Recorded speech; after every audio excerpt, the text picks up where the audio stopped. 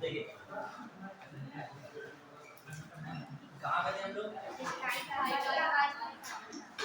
स्थायी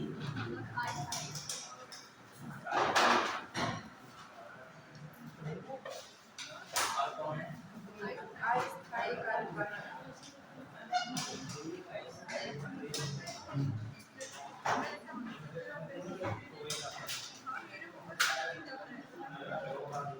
ध्यान दीजिए, ठीक है, स्थायी कार्यपालिका और अस्थायी कार्यपालिका। ठीक, ये जब हो जाएगा टॉपिक, उसके बाद जो हम लोग एक टॉपिक और देखेंगे, नागरिक चार्टर। कौन देखेंगे टॉपिक? नागरिक चार्टर। ठीक है, इसकी शुरुआत कहाँ से हुई और जो हम लोग देखें शुरुआत के बाद भारत में नागरिक चार्टर कहाँ से स्टार्ट हुआ। ठीक है, क्लियर? तो ये सब चीज देखेंगे और एक और टॉपिक देखेंगे इसमें, राज्य के सूचना अधिनियम। सूचना अधिनियम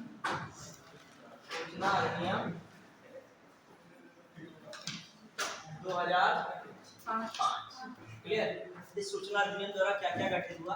खाना खा के दिमाग से चल रहा होगा, जो है पिछली बातें भी सब बताने के लिए तैयार हो गए, कुछ भी पूछ ले, कहीं से पूछ ले, चाहे सुप्रीम कोर्ट से पूछ ले, चाहे हाई कोर्ट से पूछ ले, चाहे आपसे लोकल गवर्नमेंट से पूछ ले, चाहे सेंट्रल गवर्नमेंट से, सब बताने के लिए आप तैयार हो कि आपके दिमाग में जो है एनर्जी है, मतलब आप पूरी तरीके से एनर्जेटिक हो, स्वस्थ हो एकदम, खाना पीना खा लिया एकदम, दिमाग बहुत तेज चल रहा है। ठीक है, अभी हमने जो है स्थानीय निकाय तो पढ़ाया ही है, ये तो पढ़ाते ही रहेंगे, इसमें उससे भी चीजें कुछ रिलेटेड जब आएगी तो पूछ लेंगे उसको। ठीक है, हाँ देखिएगा, स्थायी कार्यपालिका में जो हम लोग देखें जो है कौन बात आई थी हमें? नौकरशाही आई थी, जो है सिविल सेवा। सिविल सेवा क्या रखते हैं? सिविल सेवा।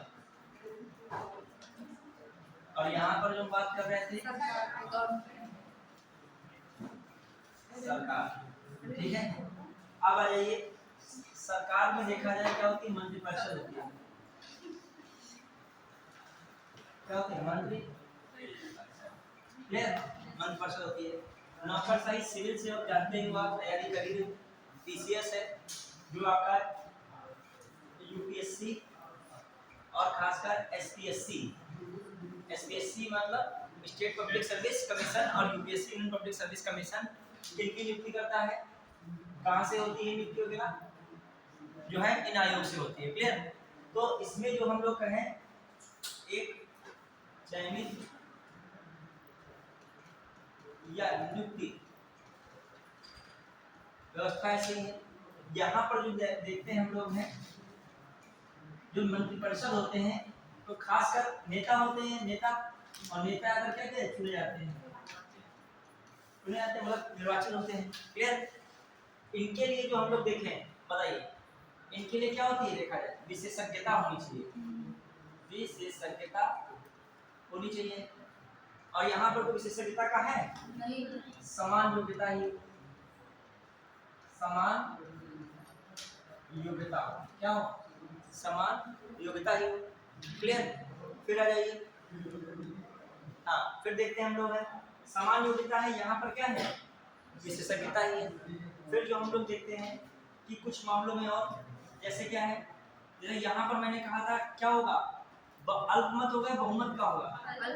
अल्पमत का शासन, अल्पमत का शासन होगा।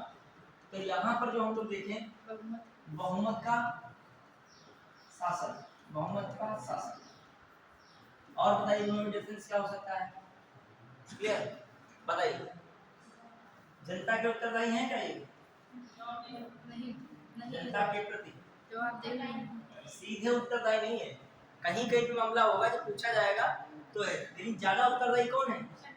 सरकार। ठीक है, सीधे उत्तरदायी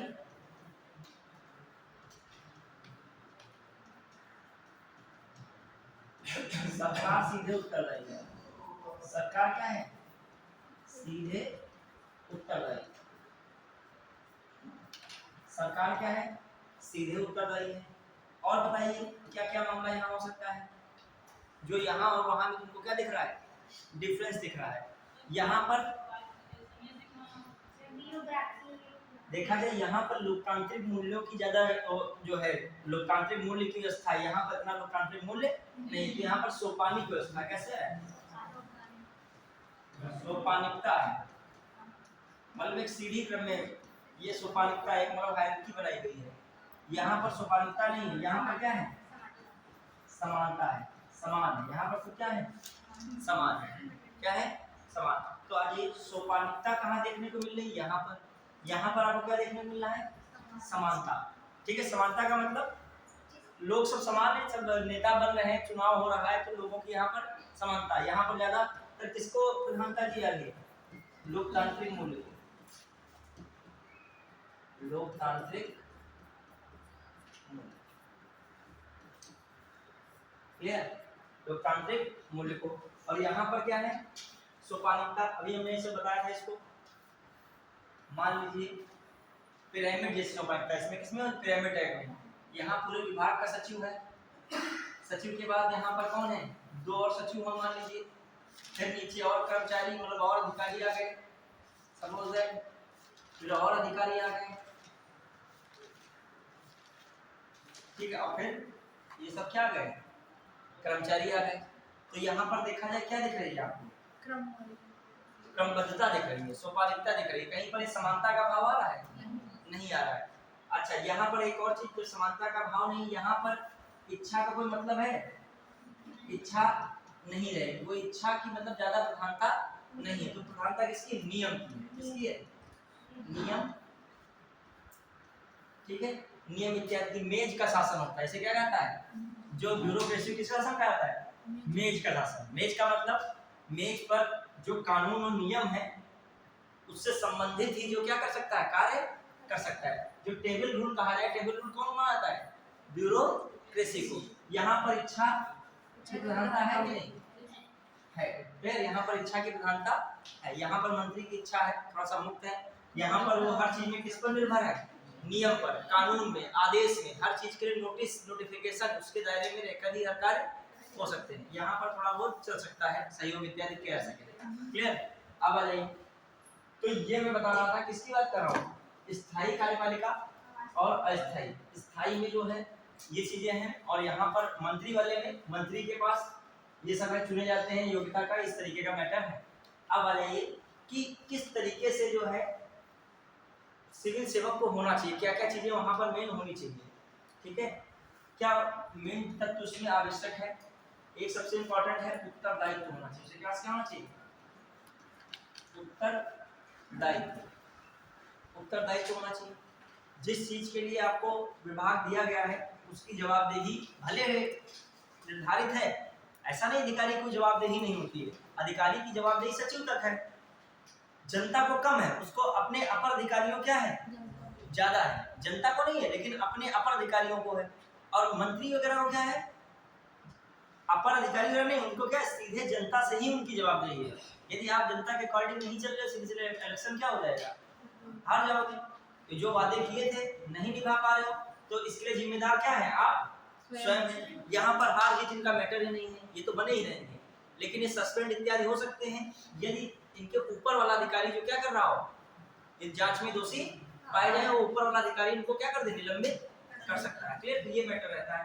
अब आइए उत्तरदायित्व क्या मामला है इनमें, उत्तरदायित्व में क्या हो सकता है, एक उत्तरदायित्व हो गया। और बताइए उत्तरदायित्व बहुत चीज, जैसे मान लीजिए जो विभाग आपको दिया गया है, मान लीजिए कोई विभाग आपको दिया गया तो उसकी आपको उत्तरदायित्व है कि मान लीजिए शहरी आवास कोई विभाग दिया गया है, तो आपका उत्तरदायित्व लगभग जिनके पास आवास नहीं है और गरीबी रेखा के नीचे है, तो उनको क्या दिया जाएगा, आवास। तो आपके ऊपर रिस्पॉन्सिबल है, उत्तरदायी है। उत्तरदायित्व आगे अगला ही और क्या होना चाहिए, उत्तरदायित्व का प्रभाविता, प्रभाविकता, प्रभाविकता तथा कुशलता, तथा कुशलता, कुशलता, ये चीजें भी जो है एक ब्यूरोक्रेसी अधिकारी के लिए क्या है, जरूरी है। यदि आप कार्य में कुशल ही नहीं हो तो कैसे कार्य कर पाओगे। आप देखिए मंत्री की आप खास अधिकारी बनोगे, माने मंत्री के सचिव बने, आप खुद ही कुशल नहीं हो तो कैसे मंत्री के कार्य हो पाएंगे। तो कुशलता तो हो ही जाती है। अभी आप एग्जाम इतनी मेहनत करके पढ़ोगे, सब चीजें पढ़ोगे, तब कहीं क्या एग्जाम क्वालिफाई होगा, और फिर उसके बाद धीरे धीरे एकदम सचिव बन नहीं जाओगे। तो एक्सपीरियंस पे ही क्या बनोगे, सचिव बनोगे। तो आपके अंदर प्रभावकता और कुशलता तो अपने आप आ ही जाएगी। अब आइए, जो व्यक्तिगत हित हैं उनके संघर्षों से बचना, मतलब व्यक्तिगत हितों के संघर्षों से बचना, जो मतलब केवल पर्सनल अपना फायदा देख रहे हो, उस चीज से क्या करना पड़ेगा, बचना पड़ेगा। ज्यादातर अधिकारी को या नौकरशाही को पावर्स बहुत ज्यादा मिल जाती है, बहुत पावर मिल जाती है, तो उस पावर को क्या करे, तो उस पावर में उसको अपने व्यक्तिगत हित नहीं देखने। व्यक्तिगत हित कैसे हो सकते हैं इसमें, कौन सी, जब मान लीजिए भाषा है, क्षेत्र है, जाति है, धर्म है, ये सब चीजें हावी ना हो जाए, बाद में ये सब चीजें क्या होंगी, प्रॉब्लम के रूप में क्रिएट होंगी। कहीं जवाबदेही नहीं दे पाओगे कि इतनी चीजें क्रिएट की हो, इसमें क्या कर दियो, अपने हित देखने लगे हो। अपने हित यहाँ पर निजी हित नहीं देखने हैं, ठीक है, जो है सामूहिक हित देखना है। विभाग की पूरी जिम्मेदारी आपको देखनी है। तो क्या है, व्यक्तिगत हितों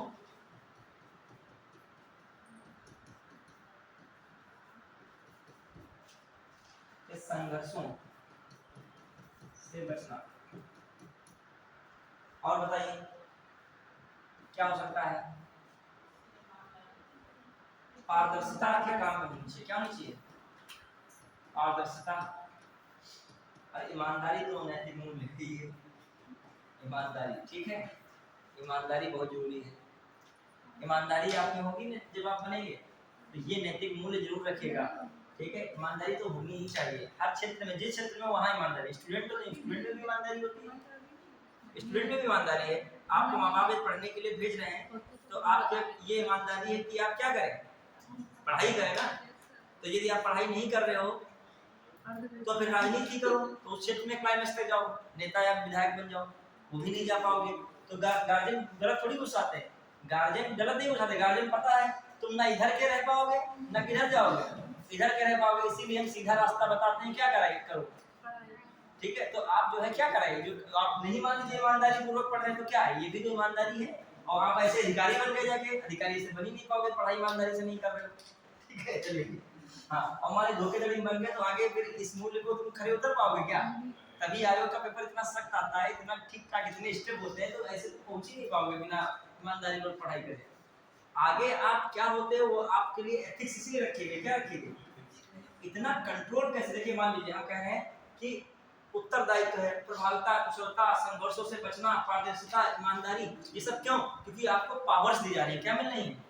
मान लीजिए आप पीसीएस के थ्रू कोई भी विभाग आपको दिया गया, मान लीजिए आप एसडीएम ही बना दिए गए, तो आपके अंडर में तहसील है। अंडर का मतलब ऐसा नहीं कि आप पे सर्वे सर्वा हो, आपके भी ऊपर है, लेकिन सबसे पहले जो देख रेख करने वाले तहसील के कौन हो, आप, ठीक है। और आप को जब इतनी सारी शक्तियां मिलेंगी, तो आप वही होता है अजब गगरी छलकट जाओगे, कहावत है ना, जो तुम्हारे अंदर बिल्कुल हल्कापन होगा, तुरंत मतलब जो है क्या हो जाओगे, मतलब जो है पागल जैसे हो जाओगे, कहोगे इतनी शक्तियां आ गई, हम क्या कर रहे हैं। वहां जाओगे, किसी को बुलाओगे, रोड रोड डांटोगे, सुबह शाम यही कर रहे हो, और नीचे वाली क्लास का व्यक्ति उसको सुबह शाम डांट ही रहे हो, बस अपना क्या दिखाने के लिए, हम एसडीएम हैं।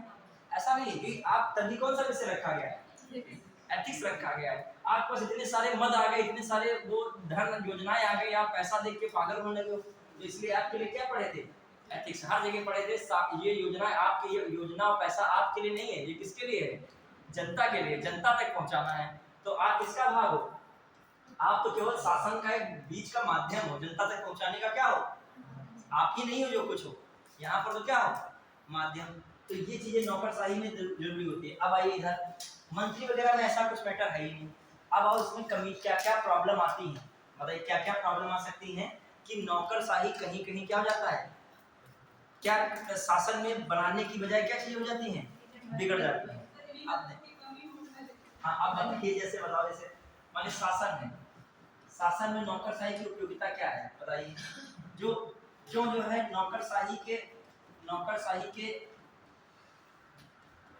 भ्रष्टाचार में लिप्त होने के कारण बन जाते हैं, बताइए क्या कारण रहते हैं, क्यों जो है नौकरशाही कहीं ना कहीं मंत्रियों की अपेक्षा शासन के लिए जरूरी हो जाता है। नौकरशाही शासन के लिए मंत्री से ज्यादा भूमिका किसकी है, नौकरशाही की। क्यों है, पहली बात, क्रियान्वयन का जमीनी स्तर पर कार्य कौन करेगा, सिविल सेवक करेंगे। कौन करेंगे, सिविल सेवक करेंगे। उन्होंने, मंत्री जी ने तो वादा किया था, वादा निभाना किसको, जमीनी स्तर पर, मतलब वो तो ऊपर से वादा किए हैं, लेकिन जमीन स्तर पर लाना किसका कार्य है? नौकरशाही का। अब क्यों मिस्टेक होती है, नौकरशाही कहीं कहीं हावी हो जाता है, निरंकुश हो जाता है, क्यों होता है? कुछ कारण, जैसे एक क्या है बताइए। पहली बात तो इनको ये पता है कि हम जो है स्थायी कार्यपालिका है। क्या है? स्थायी कार्यपालिका में हमारा चुनाव तो कोई होगा नहीं कि 5 साल तक है, 5 साल के बाद हम विभाग के प्रमुख नहीं है। ठीक है, एक कारण हो गया। और बताओ क्या कारण हो सकता है, बताइए और कारण क्या हो सकता है?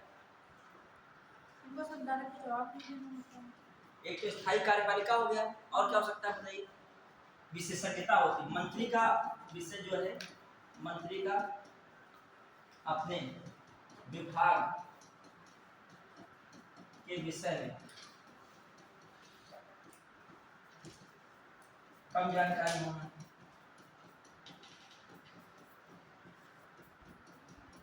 ये भी तो बात हो सकती है, मंत्री को अपने विभाग में जानकारी नहीं है, और जो मंत्री का ही समझिए, मंत्री होते जो मंत्री, हर मंत्री को एक क्या मिलता है? सचिव मिलता है। क्या मिलता है?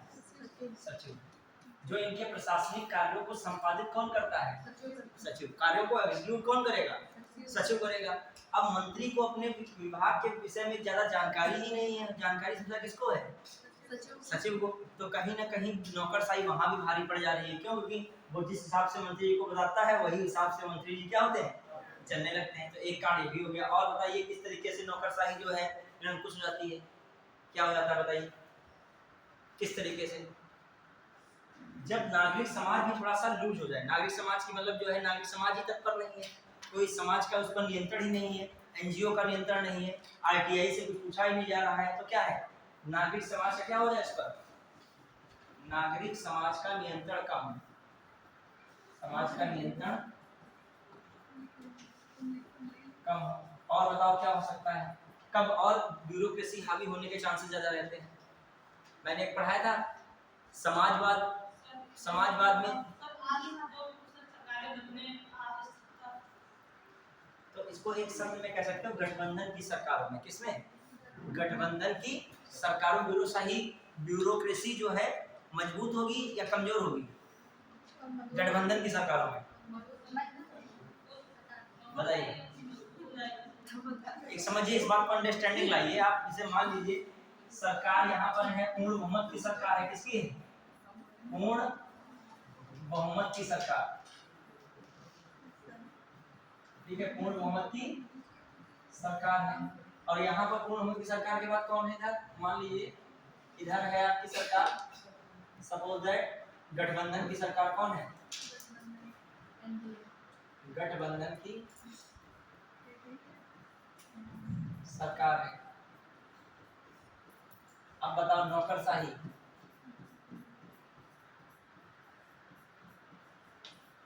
बताओ किसमें मजबूत रहेगी? गठबंधन की सरकार में।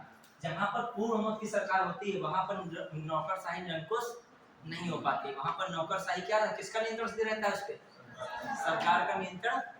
और मान लीजिए सरकार भी बहुमत में है तब भी नौकरशाही नियंत्रण में नहीं है, तो समझ लो गठबंधन की सरकार में फिर क्या होगा। समझ रहे हो कि नहीं?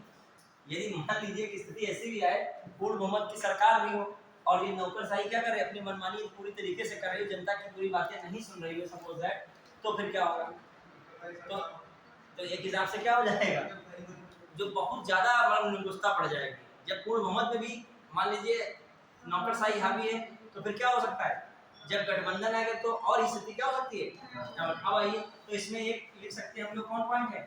गठबंधन की सरकार में नौकरशाही क्या हो जाएगी? ज्यादा मजबूत है। गठबंधन सरकार में नौकरशाही क्या हो जाएगी? ज्यादा मजबूत हो सकती है। और उस पर नियंत्रण क्या हो सकता है? उस पर नियंत्रण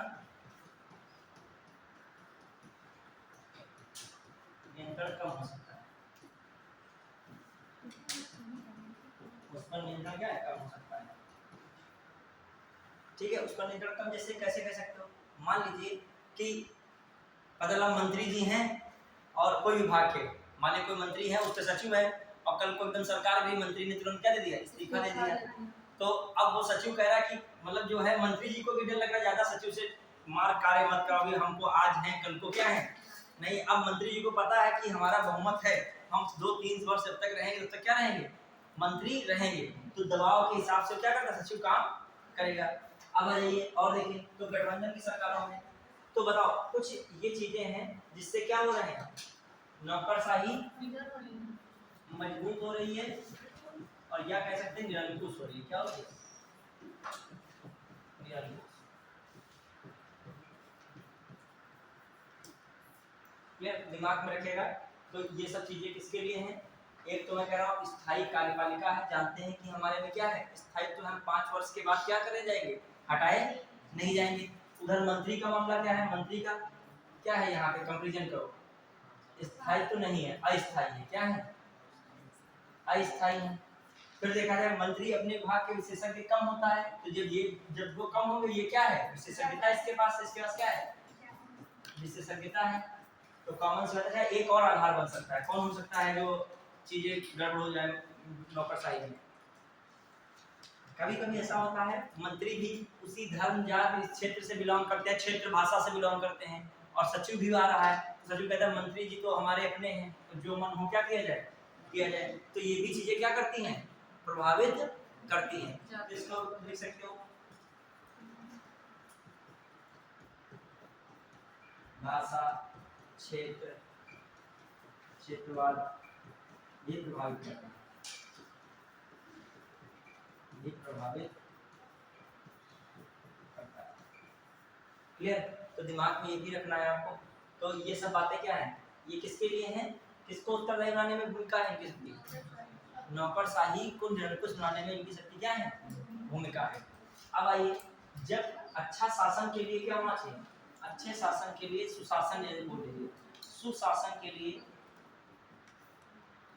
सुशासन में सिविल सेवकों के लिए इसलिए भूमिका है, सिविल सेवकों की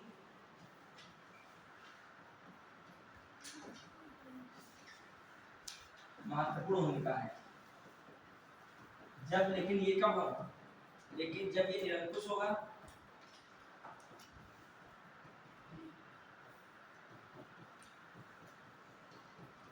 तो सुशासन क्या हो जाएगा, कमजोर हो जाता है। सुशासन कमजोर होगा, और सुशासन कमजोर है तो क्या इससे कमजोर होगा, लोकतंत्र कहीं ना कहीं क्या होगा, लोकतंत्र भी कमजोर। ठीक है, सीधे शासन का मतलब किससे जुड़ा है, लोकतंत्र। लोकतंत्र में क्या है, जनता है। क्या है लोकतंत्र से, जनता है। तब देखिए, अब इसी पे कंट्रोल रखने के लिए, अब जनता द्वारा क्या कार्य किया जा रहा है, इसी पर कंट्रोल रखने के लिए संसद में एक कानून पास किया गया। क्या पारित कराया गया, कानून। उस कानून को क्या कहा गया, सबसे मेन रोल अदा करता है आरटीआई, राइट टू, जानते हो आप, राइट टू इंफॉर्मेशन, सूचना अधिकार अधिनियम 2005। को बताएगा, सूचना अधिकार अधिनियम 2005 कब लागू किया गया, 2005 सबको याद था, वहां पर उसने सब में क्वेश्चन यही रखा, लेकिन डेट क्या कर दी, डेट बदल दी उसने। सूचना अधिकार अधिनियम कब लागू किया गया,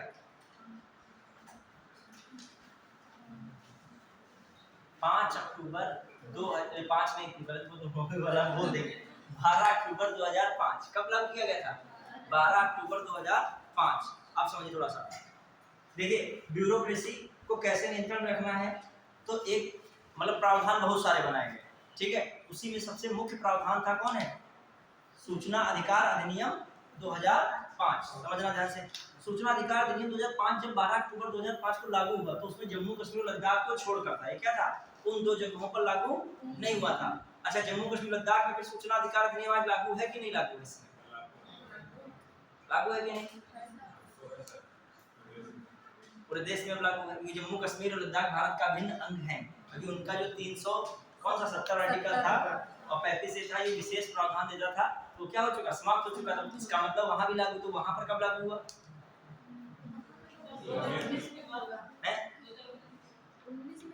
2019 के बाद के, 2019 में तो पुनर्गठन अधिनियम आया है। 31 अक्टूबर 2019 से कहां पर, लद्दाख और जम्मू कश्मीर अभी क्या है, सूचना अधिकार अधिनियम क्या है, लागू है। क्लियर।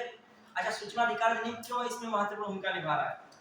ब्यूरोक्रेसी से देखिए, अब कोई भी योजना है, कितना पैसा खर्च हो रहा है, कितना नहीं खर्च हो रहा है, ऐसे जानकारी ही नहीं होगी। प्रधान जी और सचिव जी कितना गांव के स्तर पर किसी योजना को खर्च कर रहे हैं, आपको क्या जानकारी ऐसे हो? लेकिन आरटीआई के थ्रू आप क्या कर सकते हो, जानकारी मांग सकते हो इस योजना पर कितना रुपया खर्च हो रहा है। तो इसीलिए किसका इंपॉर्टेंस बढ़ गया।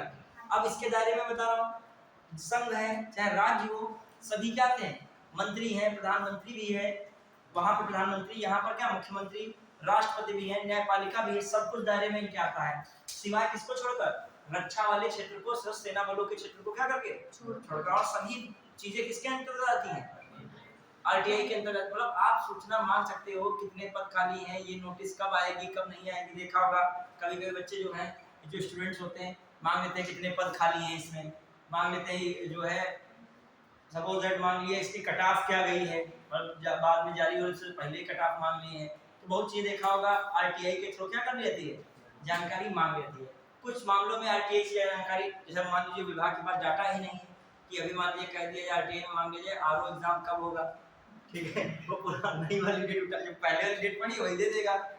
या फिर जो है आपसे जो पीसीएस का मान लीजिए चेंज हो रहा है, डेट अभी क्लियर नहीं है, तो मान लीजिए नहीं दे पाया तो वो लिख के भेज सकता है, यदि संशय में है इस पर निर्णय चल रहा है। आप उनको कैसे बता देंगे, मान लीजिए गलत बता दे, फिर तुम कहोगे कि ये जानकारी क्या दी हमें, गलत दी है, तो उस पर जानकारी कितने दिन के अंदर दी जाएगी जानकारी, 30 दिन के, समझ ले, फिर एक बार लिखा देंगे। अब आइए सूचना आयोग भी क्या होता है, देखिए सूचना अधिकार अधिनियम 2005 आया, इसमें दो चीजें बताई गई। एक बताया गया राष्ट्रीय स्तर पर क्या है, केंद्र स्तर पर क्या है, केंद्र सूचना आयोग क्या बनेगा, सेंट्रल इंफॉर्मेशन कमीशन, केंद्रीय सूचना आयोग। केंद्र स्तर पर क्या बनेगा, केंद्रीय सूचना आयोग। और एक राज्य स्तर पर बनेगा, उसका नाम क्या होगा, state election state information commission, SIC. ठीक है।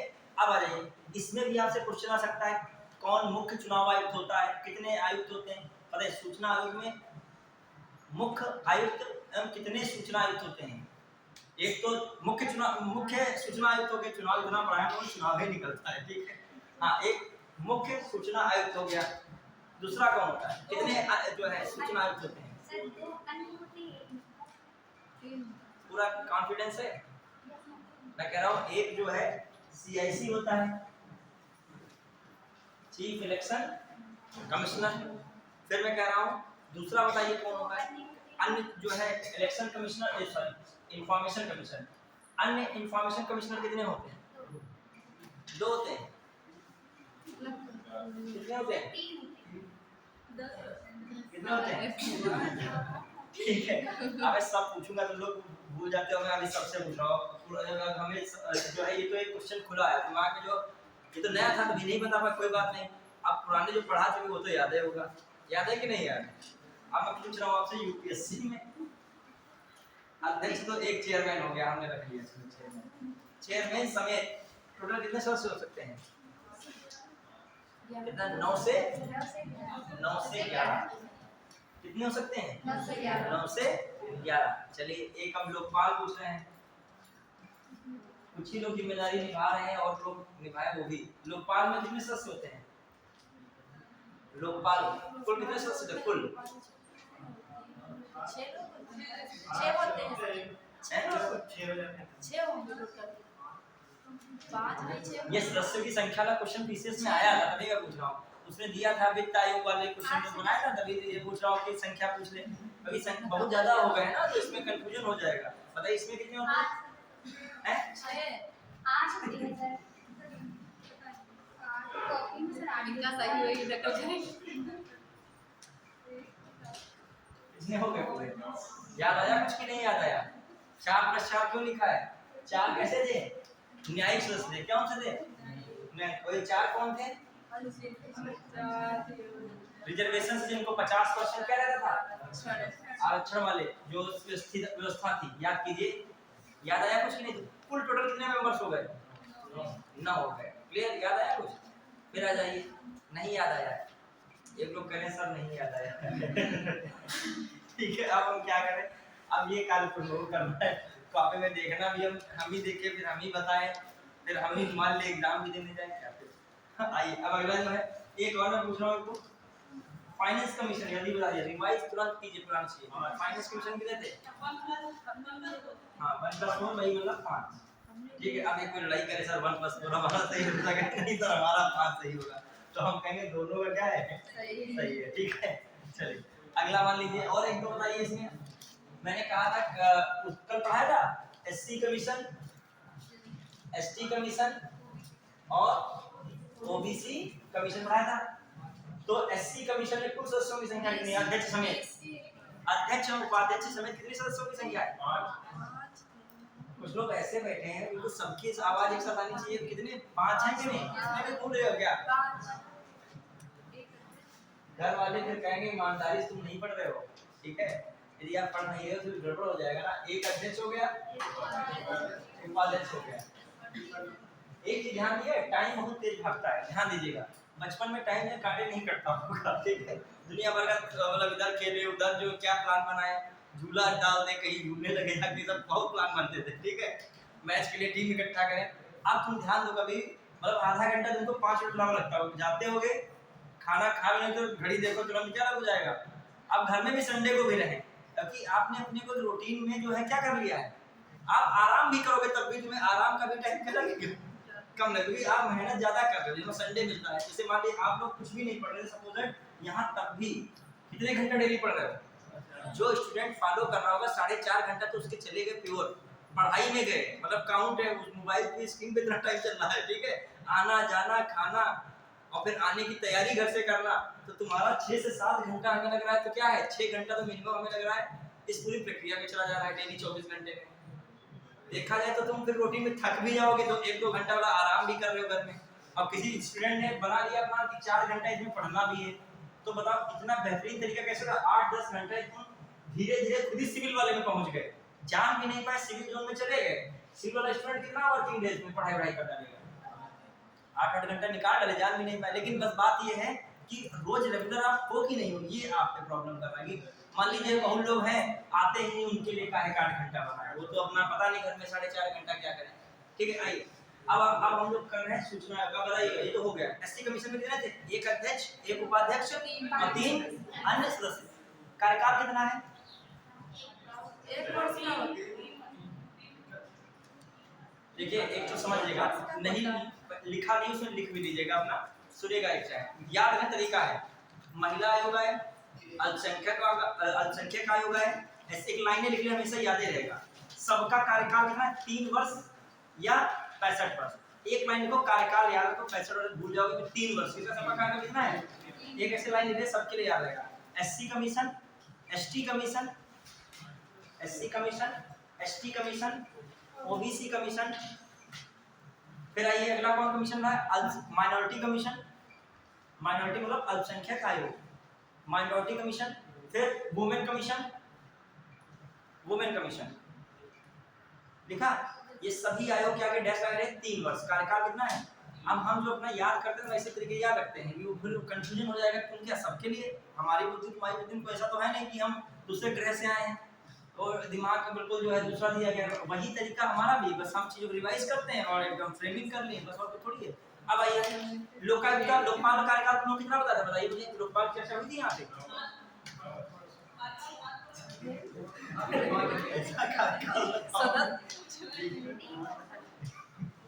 हो सकता है नॉर्मल कार्यकाल लेवल वो हटाए नहीं हटेगा, क्योंकि हम पूरा कार्यकाल करके जाएंगे। कितने वर्ष था बताइए?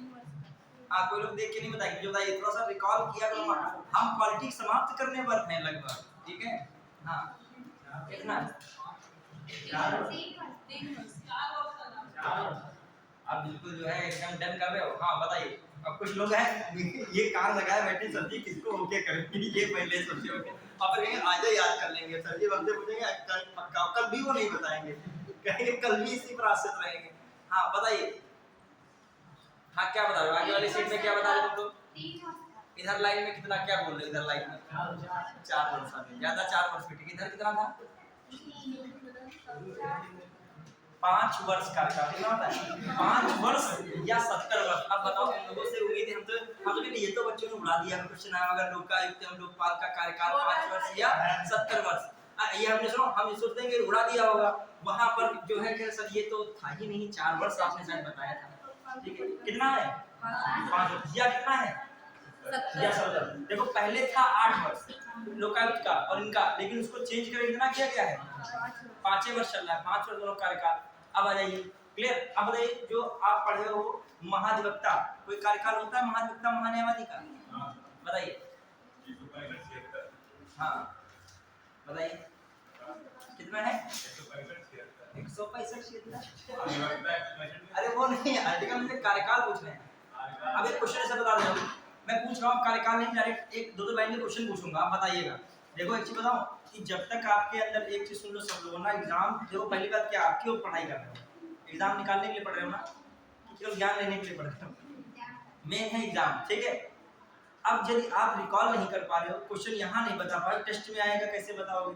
फिर टेस्ट के बाद यहाँ वहाँ एग्जाम में आएगा कैसे बताओगे? आपकी मेहनत 6 घंटे की मैं रूटीन बता रहा हूँ ये बेकार हो जाएगी। इससे बढ़िया आप लोग जो है एंजॉय करो, सो खूब आराम से, तो खाओ पियो ऐश करो, और क्या है। जब रिकॉल नहीं कर पाए थोड़ा रिवीजन करो। जैसे मैं क्या कर रहा हूँ, जैसे क्वेश्चन जैसे मैं दिया हूँ, अब बताइएगा आप कैसे महाधिवक्ता पे है, मैं पूछ रहा हूँ ऐसे नॉर्मल, सुनिएगा मैंने कहा महाधिवक्ता, सुन लीजिएगा स्टेटमेंट एक साथ, काफी बोल पाएंगे।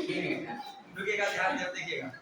महाधिवक्ता की नियुक्ति, महाधिवक्ता की नियुक्ति राष्ट्रपति द्वारा की जाती है, पहला स्टेटमेंट।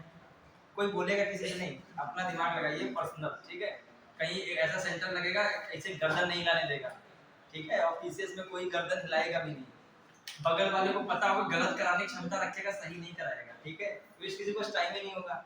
हाँ मैं बता रहा हूँ, पहला स्टेटमेंट लिखा, महाधिवक्ता की नियुक्ति राष्ट्रपति द्वारा की जाती है। दूसरा, महाधिवक्ता राष्ट्रपति के प्रसाद पर्यंत होता है। केवल एक सही है, केवल 2 सही है, एक और दोनों सही है, ना तो एक ना तो दो। तो क्या है बताइए? अभी तो बोला तो उन्होंने बहुत तेजी से, दोनों क्या है? दोनों सही बोला था क्या? दोनों गलत है। पहली बात, महाधिवक्ता की नियुक्ति कौन करता है? राज्यपाल।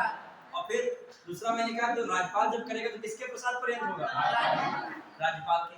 अब एक और क्वेश्चन करो, महान्यायवादी की नियुक्ति राष्ट्रपति करता है, ठीक है। महान्यायवादी का निश्चित कार्यकाल नहीं होता है। दोनों सही है, दोनों सही है। दोनों सही है गलत है? सही है। समझ पाए? कार्यकाल सबका नहीं होता है, क्योंकि ये पद किसके प्रसाद पर्यंत है? राष्ट्रपति के। तो इसका सामान्यतः संविधान में कार्यकाल का उल्लेख नहीं है। वो अलग बात है, कितने तक राज्य सरकार रखती है वो अलग बात है, क्लियर। अब आइए एक दो का और क्वेश्चन। वित्त आयोग एक संवैधानिक निकाय है। वित्त आयोग के 5 सदस्यों में से एक सदस्य हाई कोर्ट, सुप्रीम कोर्ट के न्यायाधीश की योग्यता रखता है। क्या रखेगा उसमें? हाई कोर्ट के न्यायाधीश की क्या रखता है एक सदस्य? सुप्रीम कोर्ट नहीं है, वहां पर कौन है? High court. तो आप कम से कम अपने टॉपिक को क्या कीजिए, रिवाइज एक बार कीजिए, रिकॉल कीजिए। तुम लोग जो है हमारे पास एक आध लोग बता देते हो, ऐसा आप क्लास में है कोई क्वेश्चन ऐसा नहीं होता जो कोई लोग ना बताओ, कोई ना कोई जरूर बता देता है, ठीक है। तो तैयारी कीजिए, रिवीजन कीजिए। मैं अक्सर कभी कभी एक आध क्वेश्चन बीच में से पूछ लूंगा, कोई भी आया होगा, मान लीजिए SC ST कमीशन से, आप समझिए SC कमीशन में है तो इस पे एक कई बार क्वेश्चन आया इस तरीके का, इसमें जो अध्यक्ष होता है किस लेवल का होता है? कल ही बताया था मैंने, अध्यक्ष का स्तर कौन होता है? ये वरीयता वाला बहुत अच्छा आता है, किसके लेवल का होता है? कैबिनेट मंत्री, केंद्रीय कैबिनेट मंत्री। उपाध्यक्ष किस लेवल का होता है? केंद्रीय राज्य मंत्री। अच्छा, सदस्य होते हैं उनका भी एक लेवल होता है, सचिव। भारत सरकार के सचिव स्तर के होते हैं। कौन से स्तर के होते हैं? जो 3 सदस्य होते हैं वो किस स्तर के होते हैं? सचिव। उस दिन मैं जब प्रीवियस ईयर आपको क्वेश्चन बोल रहा था, उसमें एक क्वेश्चन आया था कि योजना आयोग का, नीति आयोग के उपाध्यक्ष की नियुक्ति कौन करता है? राष्ट्रपति करता है, प्रधानमंत्री करता है, जो है कार्यपालिका द्वारा प्रस्ताव द्वारा कौन करता है? प्रधानमंत्री करता है। और वो किस स्तर का होता है? वो भी कैबिनेट मंत्री का होता है। किस स्तर का होता है? और ये क्वेश्चन आया है 2-3 बार कि नीति आयोग में अध्यक्ष जानते हो कौन होता है? PM होता है। उपाध्यक्ष कौन होता है? जिसकी प्रधानमंत्री क्या करता है? नियुक्ति करता है।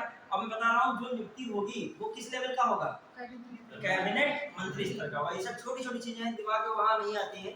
फिर एक बार क्या कीजिए, इतने आयोग पढ़ाए हैं, उनके सदस्य को देखिए क्या कुछ खास बात है, सबका कार्यकाल और क्या है, नियुक्ति और हटाए जाने का क्या तरीका। थोड़ा कंफ्यूजन किसमें रहता है? हटाए जाने वाले में। याद रखिएगा क्योंकि CIC भी आएगा, उसमें भी हटाया जाने वाले में क्या मिलेगा आपको, कंफ्यूजन मिलेगा। अब आइए थोड़ा लिखते हैं, अब लिखिएगा ये टॉपिक लिखिए, केंद्रीय सूचना अधिनियम लिखिएगा, सूचना अधिकार अधिनियम, सूचना अधिकार, सूचना अधिकार अधिनियम,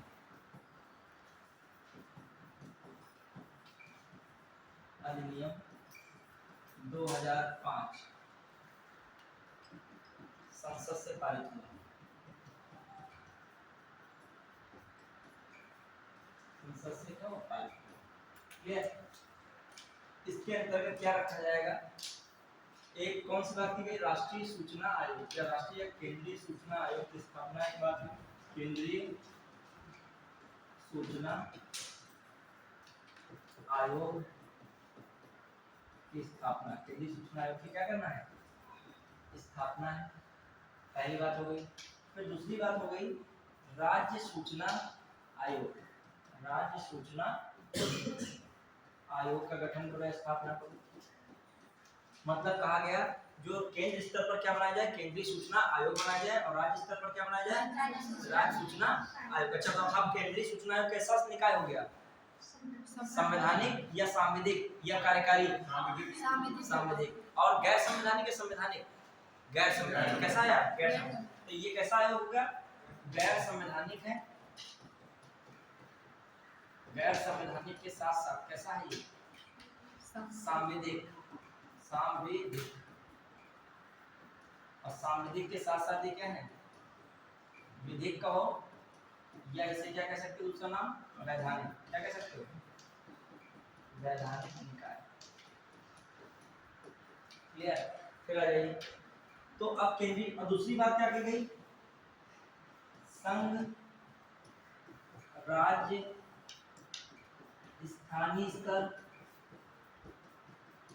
पर जनप्रतिनिधियों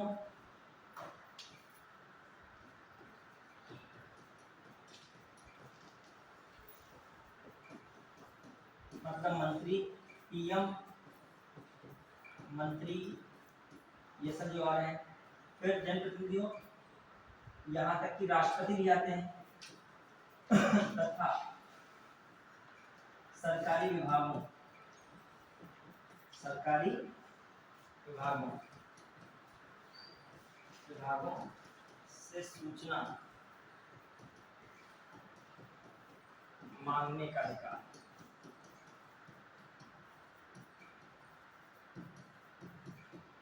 जो ऐसे ही सूचना, सामान्य सूचना होती है कितने दिनों के अंदर, 30 दिनों के अंदर सूचना दी जाएगी। और जो है व्यक्तिगत स्वतंत्रता का मामला है, ठीक है, तो इसको दिमाग रखेगा, स्वतंत्रता का मामला है कितने, 48 घंटे, ठीक है। ये भी किसमें आ रहा है, गवर्नेंस में ही टॉपिक है, सूचना आयोग वाला, ठीक है। अब आ जाइए, इसमें जो हम लोग देखें, ये केंद्रीय राज्य सूचना आयोग, और जो है कहीं ना कहीं RTI, राइट टू इंफॉर्मेशन 2005, इसको भी लिख लेगा, लागू कब हुआ इसको लिखा, RTI अधिनियम जो है, एक्ट जो है, ये सूचना अधिकार अधिनियम, सूचना अधिकार अधिनियम, सूचना अधिकार अधिनियम 2005, 12 अक्टूबर 2005 को लागू हुआ, 2005 को लागू हुआ। तो दिमाग में रखिएगा, सूचना अधिकार अधिनियम 2005, 12 अक्टूबर 2005 को लागू हुआ। और जो है लद्दाख, जम्मू कश्मीर, जम्मू और कश्मीर, जम्मू कश्मीर तथा लद्दाख, लद्दाख में कब लागू हुआ, कब 2019, 31 अक्टूबर 2019 में लागू, 31 अक्टूबर 2019 में लागू। अब आइए कुछ बातें इंपॉर्टेंट, जैसे अब कौन सा एक है, केंद्रीय सूचना आयोग, केंद्रीय सूचना आयोग, ठीक है, केंद्रीय सूचना आयोग। अब इसमें क्या है, केंद्रीय सूचना आयोग में कौन कौन जो है मेन रोल में होता है, कौन यूज करता है। पहली बात तो ये क्या होगा, मुख्य सूचना आयोग। ये क्या होगा, मुख्य सूचना आयुक्त। और दूसरा जो है 10 क्या होंगे, 10 सूचना आयुक्त होंगे। 10 क्या होंगे, सूचना आयुक्त। क्लियर। फिर आ जाइए, जो देखा जाए इनकी नियुक्ति कौन करेगा, नियुक्ति राष्ट्रपति करता है। राष्ट्रपति द्वारा पीएम के नेतृत्व वाली समिति की सिफारिश पर, पीएम के नेतृत्व वाली समिति की सिफारिश पर, ठीक है, सिफारिश पर की जाती है। पीएम की नेतृत्व वाली समिति की सिफारिश पर। अब पीएम समिति में होता कौन है,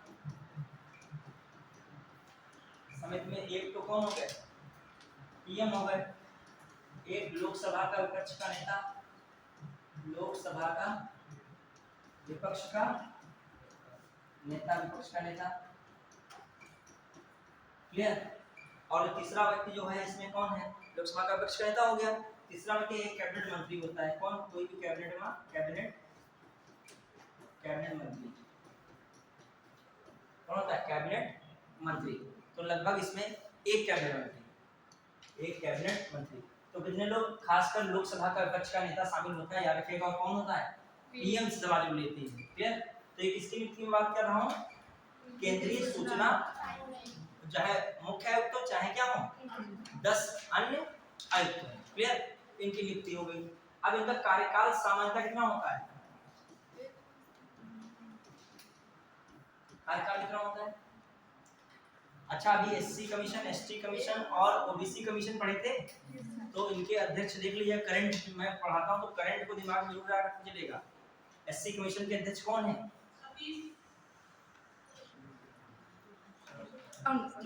किशोर मकवाना है क्या, किशोर मकवाना किसके हैं, एससी कमीशन। लिख लो, करंट दीजिए, नहीं है करंट वो आपकी वही तैयार हो गई, वो आगे लिस्ट को याद करोगे। और ये नाम याद भी नहीं होते जल्दी करंट अफेयर में, क्योंकि ये नाम कठिन होते हैं और आप टॉपिक पढ़ रहे हो उसी साथ याद कर चलो। तो इसमें क्या लिख लिया, इनका नाम लिख लेगा, कौन है, सतीश मकवाना। अभी चलो ये अभी करा ही रहे, आपसे भी पूछूंगा मुख्य चुनाव आयुक्त इस समय कौन चल रहे हैं,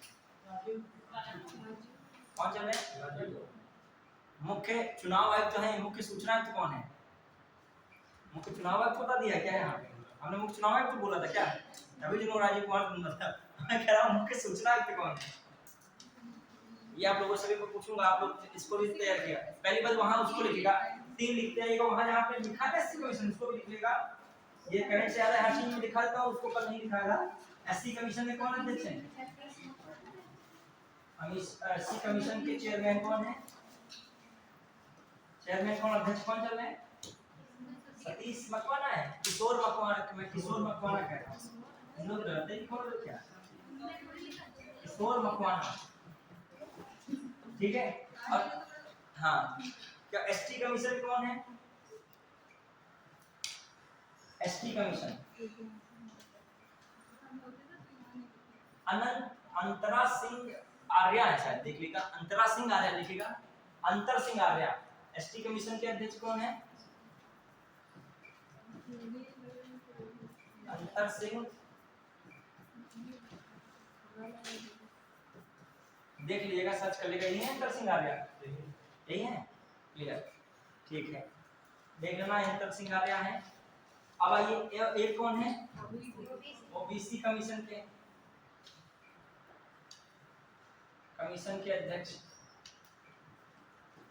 इनको करंट में जो चीज है उसको लिख ही देगा। कौन है, हंसराज अहिर है करके, क्या नाम है उनका, हंसराज गंगाराम, बड़ा नाम तगड़ा है उनका, ठीक है, बड़ा नाम है। तो आप हंसराज को ऐसे याद रखिएगा, हंसराज गंगाराम, हाँ गंगाराम अहिर, हंसराज गंगाराम अहिर। 3 शब्दों में नाम आया है, ठीक है। हंसराज, गंगाराम, अहिर, ठीक है।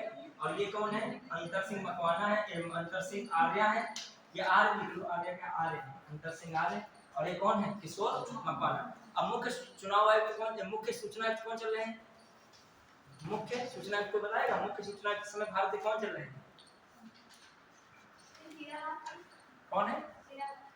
एकदम क्लियर करके बता रहा, बहुत बच्चों का भविष्य जुड़ा है और हीरा लाल से, ठीक है। मतलब आज है, क्लियर है कि नहीं? क्या नाम? हीरा लाल। चलिए, ये कौन चल रहे हैं इस समय? मुख्य सूचना आयुक्त, ठीक है। ठीक, चलिए आइए देखते हैं। पूरा नाम था, कॉन्फिडेंस से बताया करो, इसे बताओ तो एकदम कॉन्फिडेंस। हाँ सर, यही है। हाँ, कौन है बताइए? हीरा लाल है। इतना ही नाम है, और पूरा नहीं है नाम इसका? हैं? श्री हीरालाल सामरिया। हीरालाल सामरिया। सामरिया, ठीक, लिख लीजिएगा इनको भी अभी आएगा, लिख लेना कहीं इनको भी। देखो वो चीजें उसी समय याद कर लो, सही है कि नहीं? जैसे आपने अल्पसंख्यक आयोग के कौन देखा था? इकबाल थे ना, इकबाल थे कि नहीं अल्पसंख्यक आयोग के अध्यक्ष? महिला आयोग के अध्यक्ष पे मामला ही बिगड़ गया था, वो इस्तीफा और उनका कार्यकाल पूरा हो गया, कोई था ही नहीं उस पद पे। और कौन आया था आयोग? जो आयोग आया उनको राष्ट्रीय मानवाधिकार आयोग आया था, उसका भी बताया, कौन बताया था हमने? सतीश मिश्रा बताया था, अरुण कुमार मिश्रा साहब, यही थे कि नहीं थे? ठीक है। वो लोका जो है, क्या है, लोकायुक्त है नहीं, वो महा अधिवक्ता है यूपी के, ठीक है। कंफ्यूज ना होइएगा पदों में। अरुण कुमार मिश्रा। क्या? अच्छा, लोकायुक्त है, सही है। अरुण कुमार मिश्रा क्या है? नहीं, अरुण नहीं, अजय कुमार मिश्रा लोकायुक्त है। देख लेगा, कंफ्यूजन शुरू हो जाएगा, ठीक है। चलिए आइए, अभी मैं बात पूछ लूंगा, पहले अपने टॉपिक पे जाओ, इनका लिख लीजिएगा। हीरा लाल कौन है? ये लिख लेगा, वर्तमान चुनाव मुख्य सूचना आयुक्त, मुख्य सूचना आयुक्त।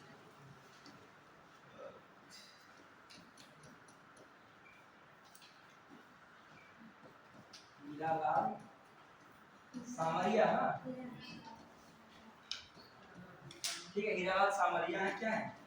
मुख्य सूचना आयुक्त। नाम भी खतरनाक है, तो याद भी नहीं हुआ, वहाँ कौन जो है सब याद रखेगा। एक है अंतर सिंह आए हैं, एक कौन है?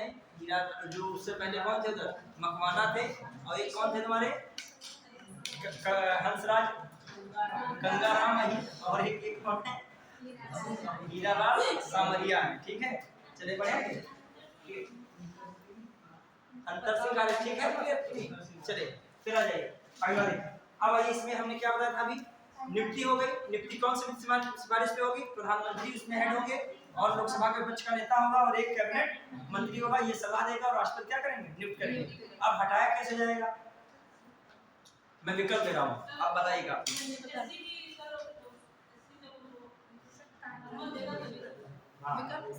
कोई डेली जो पढ़ रहा होगा वो बताने लगेगा, सही बता देगा। और क्लास में इसीलिए सब लोग एक साथ, ऑनलाइन और ऑफलाइन में अंतर यही है। ऑनलाइन में तुम ही अपने को बात समझ रहे हो, उसी पे जो कुछ हो लाइव वो सब चल रहा है। यहाँ पर क्या है, बगल वाला बच्चा लगेगा वही पृष्ठभूमि से आ रहा है जिससे हम हैं, ऐसा लगेगा, और वो बता रहा है, हम काहे नहीं बता पा रहे, ठीक है। तो सही है। अब ये क्वेश्चन जैसे मान लीजिए जाता कि मुख्य सूचना आयुक्त को राष्ट्रपति द्वारा हटाया जाता है सिफारिश पर, वहां लिखा होता है एक राष्ट्र प्रधानमंत्री की सिफारिश पर, या राज्य या केंद्र सरकार की सिफारिश पर। पहला ऑप्शन प्रधानमंत्री या केंद्र सरकार की सिफारिश, दूसरा ऑप्शन लिखा होता सुप्रीम कोर्ट द्वारा, फिर तीसरा ऑप्शन लिखा होता संसद की सलाह पर, और चौथा ऑप्शन लिखा होता कि इनमें से कोई नहीं। तो किसकी सलाह पर हटाते हैं? अब तो बताया ही स्टूडेंट ने, बता सकते हैं किसकी सलाह पर? सुप्रीम कोर्ट की सलाह पर। किसकी सलाह पर हटाते? तो इसको भी लिख लेगा, हटाने वाला भी हटाया जाए। हाँ, देखो खतरनाक क्वेश्चन तो ये बनेगा, राज्य चुनाव आयुक्त हटाया जाता है, सब क्वेश्चन खतरनाक बनेगा, समझ पाए कि नहीं? ये तो नॉर्मल है, लेकिन राज्य चुनाव आयुक्त का मैटर थोड़ा सा घुमावदार है, ठीक है। वो कौन हटाता है बताइएगा? चलिए क्वेश्चन को सुनाओ। आप देखो, आदत बना लो पढ़ने के साथ साथ क्वेश्चन बनाने की भी। पढ़ो और क्वेश्चन दिमाग में बना के जरूर हल करो, क्योंकि ऐसे तो साहित्यिक हो जाएगा ना पूरा विषय। जो हम कहानी पढ़ाते जाए, आप पढ़ लो, नोट कर लो, साहित्य सा हो जाएगा। और साहित्यिक आएगा क्या? आप में आएगा तो तर्क के रूप में आएगा, ये है कि नहीं है, हाँ बताइएगा। राज्य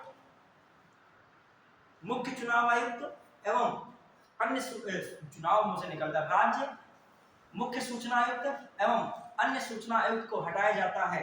पहला स्टेटमेंट मान ली मैंने दिया, पहला स्टेटमेंट दिया, समझ पाए किसको हटाने की बात कर रहा हूँ? राज्य मुख्य चुनाव सूचना चुनाव में चाव वैसे ही तो बनता है, ठीक है। सूचना है, निर्णय यहाँ पर गलत हो रहा है, नियत हमारी सही है, समझ लो। कभी कभी होता है नियत में हमारी क्या है कि यही करना है, ठीक है। आज समझिए मुख्य सूचना आयुक्त अपना चुनाव को हटाया जाता है, प्रश्न हटाया जाता है, ठीक है। फिर डैश लगा दिया गया, ठीक रहेगा। पहला कोई किसी बोलेगा नहीं, क्या बताएगा? राष्ट्रपति द्वारा संसद की सलाह पर पहला। फिर राष्ट्रपति द्वारा सुप्रीम कोर्ट की सलाह पर। फिर है बी सी ऑप्शन, ठीक है। फिर आइए सी में, राज्यपाल द्वारा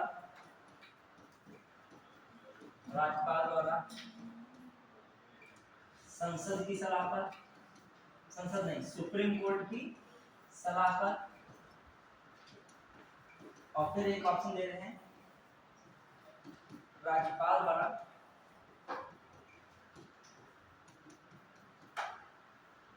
हाई कोर्ट की सलाह पर। बताइए, ठीक बताइएगा। इसमें किस कौन जो है कौन हटा सकता है किसकी क्या सलाह पर? ऐसे क्वेश्चन अक्सर देखे गए हैं प्रकृति में। सी वाला लग रहा है हमको, राज्य है ना, ठीक है। राष्ट्रपति द्वारा, जो हिंदी हमारे समझ में नहीं आ रही, तुम लोग जो है हिंदी को हमें समझने लगे हो कैसे लिखते हैं। कोई नया स्टूडेंट आ जाए, पहले अगर सर जी में सही से साफ मतलब जो है, अच्छा बहुत राइटिंग बनाए, क्या इतना कंटेंट हो पाएगा? खुद बताइए, ठीक है। चलिए, राष्ट्रपति द्वारा संसद की सलाह पर, ठीक है। फिर आ जाइए, अगला है राष्ट्रपति द्वारा सुप्रीम कोर्ट की सलाह पर। फिर कहा राज्यपाल द्वारा सुप्रीम कोर्ट की सलाह पर। फिर राज्यपाल द्वारा हाई कोर्ट की सलाह पर। इनमें से कौन सा विकल्प सही होगा?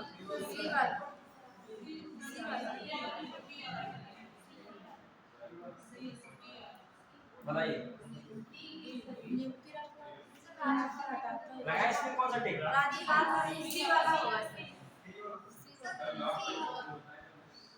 ये सी की जो है शुरुआत किसने कर दी है यहाँ पे? हाँ, कौन सही हो सकता है? मुझे सही लग रहा है। देखिए, राज्य कौन हटाता है? यहाँ पर थोड़ा सा मामला बिगड़ जाता है, समझिएगा। एक चीज बता रहा हूँ, वहाँ तो राष्ट्रपति रहता है, लेकिन यहाँ पर कौन रहता है? राज्यपाल रहता है, ठीक है। अच्छा, अब यहीं पे एक सेकंड एक और कार्य कर रहा हूँ। यहाँ पर राज्य, हालांकि इसको मैं फिर से क्लियर करूंगा, राज्य यहाँ पर सही है, राज्य भी सही है। यहाँ पर मैं सूचना आयुक्त लिख रहा हूँ, क्या चुनाव आयुक्त लिख रहा हूँ, चुनाव भी नहीं आयुक्त लिख रहा हूँ, लोक सेवा, राज्य लोक सेवा का अध्यक्ष लिख रहा हूँ, राज्य लोक सेवा का अध्यक्ष लिखो। तो बताइएगा तो कौन होगा? तो कौन स्पष्ट हो जाएगा? राष्ट्रपति द्वारा सुप्रीम कोर्ट की सलाह। क्लियर? तो वो वाला मैटर इसमें यही है, इसमें तो राज्यपाल रहेगा। क्लियर है कि समझ पाए कुछ की नहीं? अब आइए लिखिए आगे। अब लिखिए, कंफ्यूजन ये सब चीजें आ जाती है वहां पे, ये सही होगा। वो कहाँ पे हम लोग थे? हाँ, ये कार्यकाल लिख ले, कार्यकाल लिखिए 5 वर्ष या 65 वर्ष। हाँ, कार्यकाल लिखिए फटाक से। और सबके कार्यकाल एक साथ एक दिन याद रखना है आपको। मैं किसी जगह पूछ लूंगा कार्यकाल, जब भी आएगा तुमसे वो तो तुरंत याद हो जाता है। मैं अदर वाला पूछूंगा आपसे, कार्यकाल कितना होता है? 5 वर्ष या 65 वर्ष। देखो, सामान्यतः जो एनएचआरसी को हटा दो और लोकपाल और लोकल का हटा दो, 70 वर्ष वाला कॉन्सेप्ट खत्म हो जाता है। ज्यादा कौन सा रहता है? 65 वर्ष वाला। कौन रहेगा?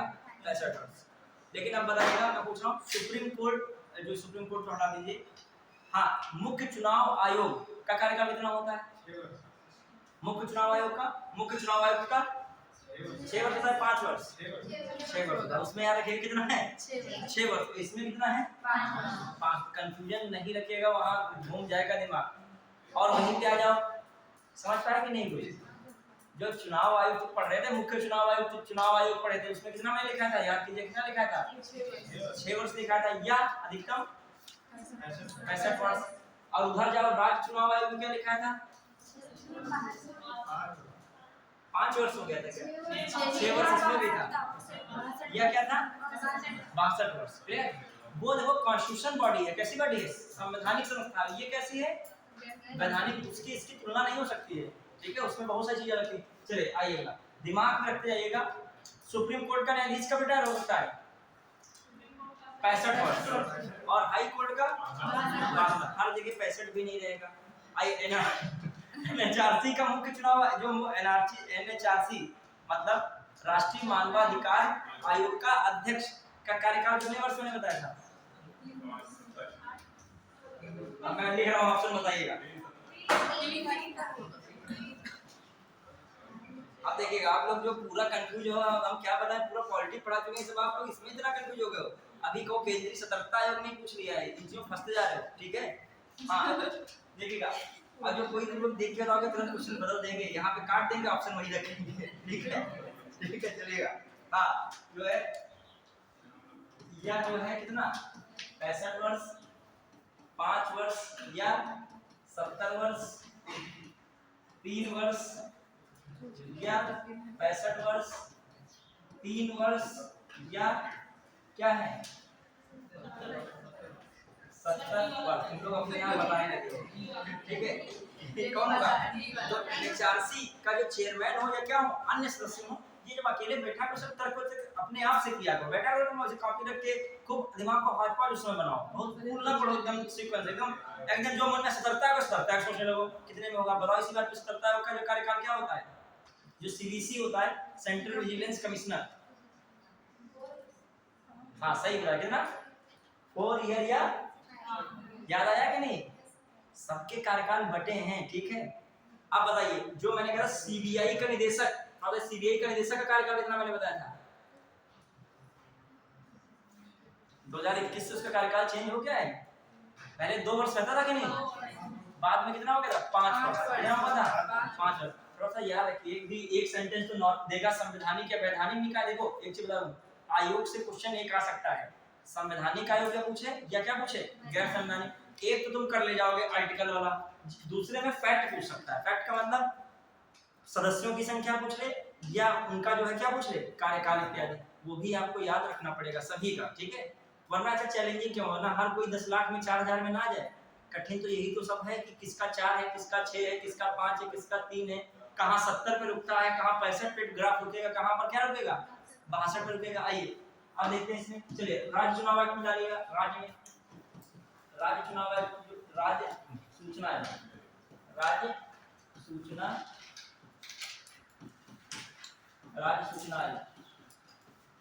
राज्य सूचना आयोग बताइए ये क्या है? ये राज्य सूचना जो है, एक पहली बात राज्य सूचना आयोग लिखिए, पहले इसमें आयोग होगा, ठीक? राज्य सूचना आयोग, क्लियर? अब राज्य सूचना आयोग बताइए ये क्या होगा? मुख्य सूचना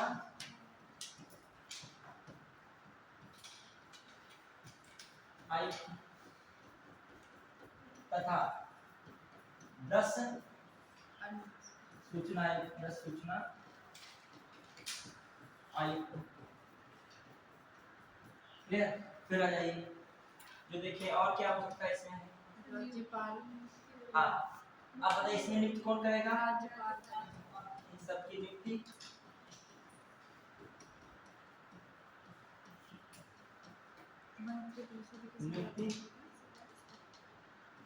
कौन करता है? राज्यपाल। सीएम के नेतृत्व वाली, अब तो समझ गए होंगे, नेतृत्व वाली समिति की सिफारिश पर करता है, क्लियर?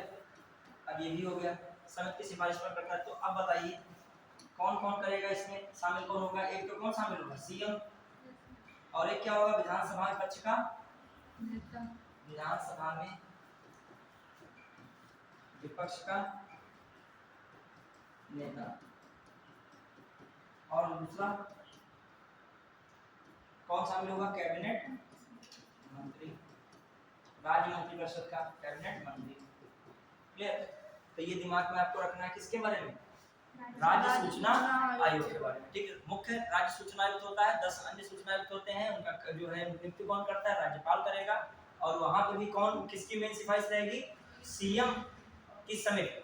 अभी मैं पूछ लूं केंद्रीय सतर्कता आयोग में समिति आ गया, आप समिति तो मैं पूछूंगा, ठीक है, तैयार रहा करिए।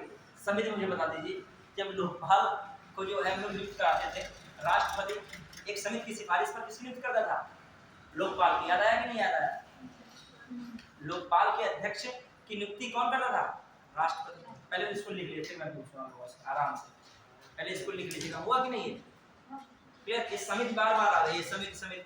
तो मुझे समिति थोड़ा बता दीजिएगा। एक समिति उसकी बताइएगा लोकपाल की, एक समिति बताओगे इसकी सीबीसी की बताओगे, केंद्रीय सतर्कता आयोग में भी क्या बनती थी, समिति बनती थी कि नहीं बनती थी? और एक किसमें बनती थी, सीबीआई किसमें बनती थी, सीबीआई के लिए भी तो एक समिति बनती थी। क्लियर? और एक और समिति बनती थी किसके लिए, एनएचआरसी के लिए बनती थी कि नहीं बनती थी?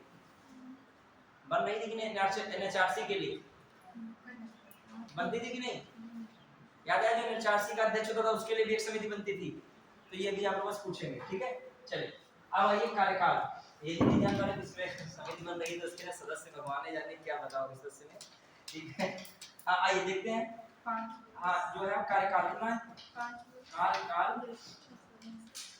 5 वर्ष या क्या है 65, ठीक है। और हटाना किस, कौन हटाता कौन है,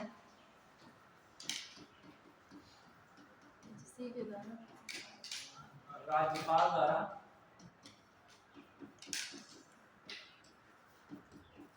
उच्चतम न्यायालय की सिफारिश पर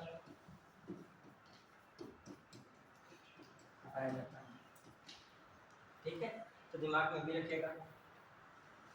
अब आइए, तो ये तो हो गया क्लियर कि नहीं? अब ध्यान दीजिएगा, इसमें उच्चतम न्यायालय की सिफारिश कहा जाता है। तो उच्चतम न्यायालय की सिफारिश का मतलब होता है कि जब हटाने से पहले वो मामला कहाँ भेजा जाएगा, सुप्रीम कोर्ट भेजा जाएगा। सुप्रीम कोर्ट उसकी जांच करेगा, सुप्रीम कोर्ट पाता है कि गलत है तो उसको हटाने के लिए क्या है, उस मामले को आगे भेज देगा राष्ट्रपति पास। और सिफारिश कोई कान में नहीं बताएगा कि हाँ इनको हटा दो, इसका मतलब ये नहीं। तो सिफारिश का मतलब प्रोसीडिंग है, एक बीच क्या है, प्रोसीडिंग है। क्लियर? पढ़ा है? चलिए अब आ जाइए, आपसे समिति वगैरह पूछ रहा हूँ। सतर्कता आयोग बना है, केंद्रीय सतर्कता आयोग सीबीसी, हाँ सीबीसी। क्लियर? सीबीसी के लिए एक समिति बनी थी, वो समिति क्या करती थी, सिफारिश करती थी। किसकी सिफारिश करती थी, नियुक्ति करती थी कि नहीं, नियुक्ति करती थी। और कर्ता कौन था फाइनली, कर्ता तो राष्ट्रपति था। तो बताइए उस समिति में कौन कौन लोग होते थे, ये मैं पूछा, उस समिति में कौन कौन लोग होते थे, पीएम होते थे कि नहीं होते थे? फिर आ जाइए, विपक्ष अपोजिशन लीडर होते थे कि नहीं होते थे? वो भी कहाँ के, लोकसभा के। और कौन था, सीजीआई। कौन होता था, सीजीआई। कौन होता था, सीजीआई। तो ये याद कीजिए, याद आया कि नहीं आया? अब अच्छा बता, जो है एनएचआरसी में, एनएचआरसी के लिए भी एक अध्यक्ष समिति होती थी, बताइए उसमें कौन कौन होते थे हैं? हाँ बताइए कौन कौन होते थे? ठीक बताइए, आराम से बताइएगा। हाँ एक पीएम हो गया, और कौन होता है? चलिए गृह मंत्री हो गया, होम मिनिस्टर हो गया, होम मिनिस्टर, और स्पीकर हो गया, स्पीकर हो गया, और हाँ बताइएगा, कोई घबराई नहीं। पीएम हो गया, एक कौन हो गया, ये समझ पा रहे हो कि नहीं? अभी लिखा है होम मिनिस्टर, एचएम लिखा है, ठीक है। हाँ फिर आ जाइए, स्पीकर समझ रहे हो ना, लोकसभा का अध्यक्ष। तो राज्यसभा का भी सभापति होगा। जब लोकसभा का अध्यक्ष है तो राज्यसभा का सभापति होगा, तो समझो राष्ट्र उपराष्ट्रपति हो जाएगा। उपराष्ट्रपति मतलब पीएम के अंडर में हो जाएगा क्या? उप सभापति हो क्या होगा? मैं आपको याद दिला रहा हूँ केवल, क्या है उप सभापति क्या था। कुछ लोग ऐसे बैठे हुए लग रहा है कुछ ने पढ़ाया ही नहीं है, कितना पढ़ाया था राज्यसभा का उप सभापति। इतनी बार 5 बार इस क्वेश्चन को हमने बोला था, बहुत बार क्वेश्चन आया है। ये क्वेश्चन याद रखेगा, क्वेश्चन कई बार आया है। राष्ट्रीय मानवाधिकार आयोग के नियुक्ति करने वाली समिति में कौन शामिल नहीं है? तो कौन शामिल नहीं रहता है? राज्यसभा का सभापति शामिल नहीं है। कौन यहाँ पर आता है? राज्यसभा का उप सभापति रहता है। उप सभापति कितने सदस्य होगा? 1 2 3 और 4, ये 5 6 कैसे आ गए? एक है ना, ठीक है। हाँ, अब कौन है अपोजिशन? कहाँ पर? अपोजिशन लीडर इन लोकसभा और अपोजिशन लीडर इन राज्यसभा। याद रखिए, सब बना पुरानी चीजें याद नहीं होगी। ये किसकी समिति की बात? जब समिति यहाँ पे चल रही तो समिति वहां पे तो याद कीजिए। ये कहाँ की समिति है? NHRC के चाहे अध्यक्ष हो चाहे सदस्य हो, जब उनको नियुक्त करेगी राष्ट्रपति नियुक्त करेगा तो किस समिति की सिफारिश पे करेगा? इस समिति की सिफारिश पे करेगा। तो इस समिति के सदस्य बहुत, खासकर ये क्वेश्चन बहुत बार आया प्रीवियस ईयर में। NHRC के अध्यक्ष वाली समिति में कौन शामिल नहीं होता है? तो बस एक याद रखिएगा, राज्यसभा का सभापति शामिल। कौन उसकी जगह पे होता है? सभापति शामिल क्यों नहीं होता है?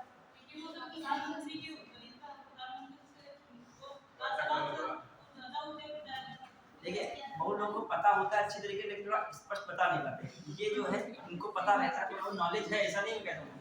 कि जो हमने पढ़ाया डेली पढ़ेगा उसको नॉलेज अपने आप आने लगेगा। जान ही नहीं पाएगा अपने आप, बताने के लिए एकदम इच्छुक हो जाएगा, बता दीजिएगा। लेकिन बताने का मतलब इनका जो है सभापति ये है कि प्रधानमंत्री से बड़ा नहीं होता, ये है। लेकिन इनको पहली लाइन स्पष्ट कर दीजिए कि जो राज्यसभा का सभापति होता है वो उपराष्ट्रपति होता है, और उपराष्ट्रपति वरीयता क्रम में प्रधानमंत्री के ऊपर रहता है। और यहाँ पर प्रधानमंत्री क्या है? इसका हेड है। तो प्रधानमंत्री जब हेड है, क्या उपराष्ट्रपति उससे नीचे रह सकता है क्या? उसके अंडर में नहीं। तभी राज्यसभा का सभापति यहाँ पे नहीं चुना गया। देखो, जो नए वाले हैं उनको गड़बड़ जरा लगती है, जो पुराने पढ़ रहे हैं उनको तो खूब बताया राज्यसभा का सभापति कौन होता है?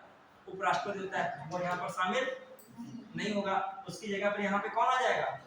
उपसभापति आ जाएगा। बात खत्म। यहाँ पर तो लोकसभा का क्या रहेगा? अध्यक्ष। स्पीकर किसे कहते हैं? लोकसभा का अध्यक्ष। क्लियर? चलिए, हो गया क्लियर नहीं? अच्छा, एक और लोकपाल वाली समिति बता दिए, लोकपाल के अध्यक्ष वाली।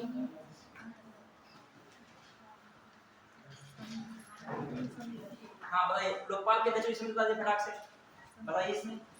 हाँ, सत्यन चतुर्वेदी बता दीजिए इधर समिति। सत्यन समिति निकल गया था, चलो अभी सत्यन से पूछा जाएगा। चलिए, हाँ कोई जा रहा हो तो कह सकते हो, 2 मिनट बता सकते हो, एक मौका है, लेकिन मौका है। हाँ चलिए, हाँ सत्यम, ये लोग कह रहे हैं कि यही तुम्हें बता दो, लोकपाल के अध्यक्ष वाली समिति। बताइए आप लोग, अच्छा बताओ, उन्हीं को ठेका नहीं दे रहे, सबके लिए बात है। हाँ बताइए।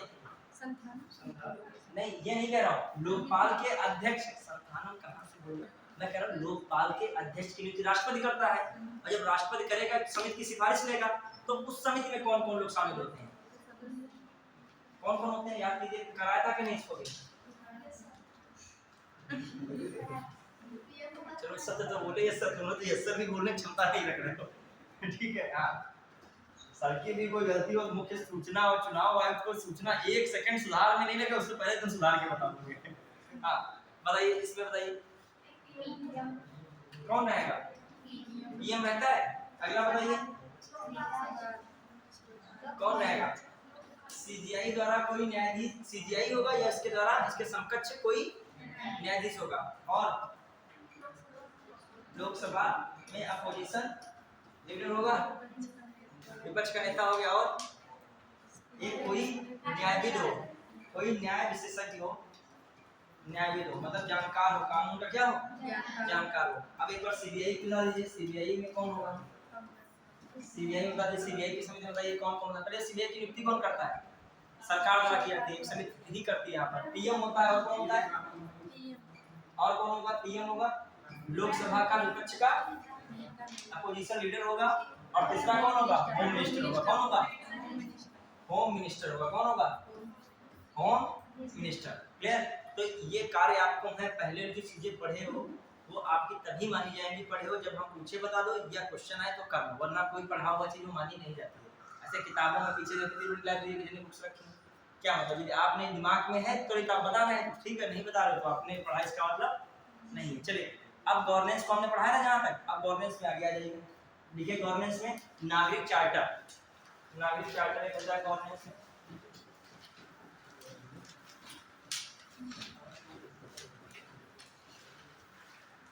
नागरिक चार्टर, अब देखिए नागरिक चार्टर में भी अभी मैं गवर्नेंस से क्वेश्चन बना के पूछूंगा, आप समझिए पहले इसको। नागरिक चार्टर करिएगा, नागरिक चार्टर में क्या है, ये जो है नागरिक घोषणा पत्र इसे कहते हैं, क्या कह रहे हो, नागरिक घोषणा पत्र, ठीक है, नागरिक घोषणा पत्र हो गया।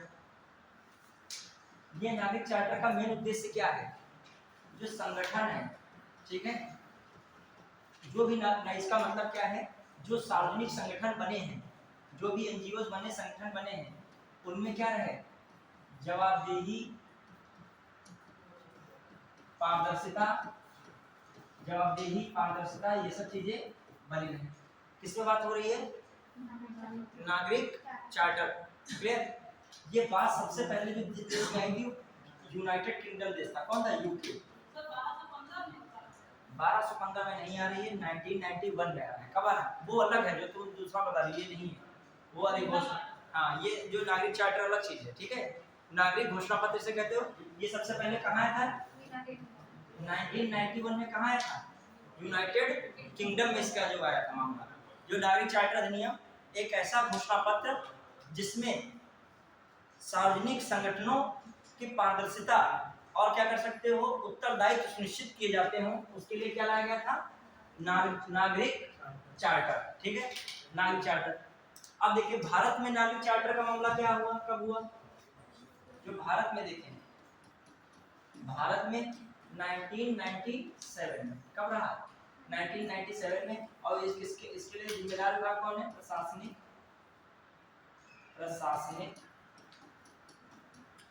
विभाग तथा लोक शिकायत विभाग, लोक शिकायत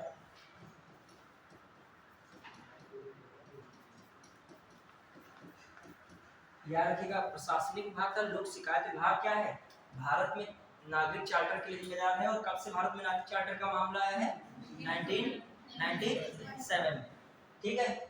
इसमें भी यही बात की जा रही है, खास कर क्या है, जैसे कोई भी संगठन है, उस संगठन के कारोबार का ब्यौरा पूरा देना चाहिए, इसके अनुसार पूरा ब्यौरा हो। ग्राहक जो उससे जुड़े हुए हैं संगठन से, ग्राहक के ब्यौरे पूरे होने चाहिए। ग्राहक को मिलने वाली सारी सुविधाओं की जानकारी,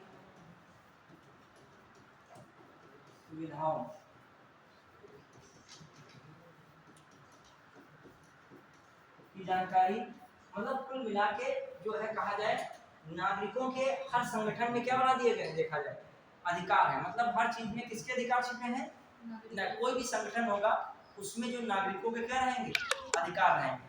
जो संगठन होगा हर चीज की जानकारी रखेगा, मतलब देना पड़ेगा उसे, कोई भी ब्यौरा होगा, कोई संगठन कितना कारोबार कर रहा है, क्या कर रहा है, उसकी जानकारी देनी होगी।